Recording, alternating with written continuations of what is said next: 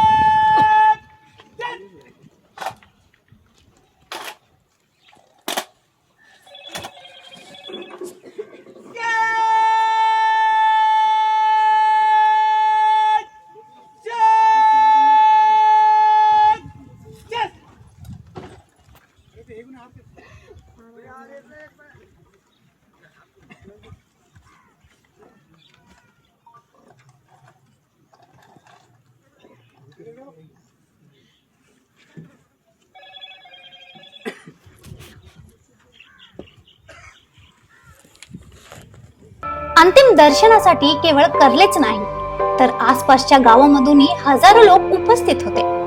सर्वत्र हळहळ व्यक्त होत होती आणि अनेकांनी अश्रूतूनच आपल्या भावनांना वाट मोकळी करून दिली। रामचंद्र पाटील हे भारतीय सैन्यात कार्यरत होते। कर्तव्य बजावत असताना झालेल्या अपघातात त्यांचे निधन झाले। त्यांच्या जाण्याने कुटुंबीय आणि गावकऱ्यावर दुःखाचा डोंगर कोसळला आहे। देशासाठी प्राण अर्पण करणाऱ्या रामचंद्र पाटील यांचे बलिदान सदैव स्मरणात राहील। त्यांच्या कार्यातून आणि त्यागातून पुढील पिढ्यांना प्रेरणा मिळत राहील। व्हॉइस ऑफ वेणुग्राम कडून वीर जवान रामचंद्र पाटील यांना भावपूर्ण श्रद्धांजली। अशा आणखीन अपडेटसाठी फॉलो करा व्हॉइस ऑफ वेणुग्रामला।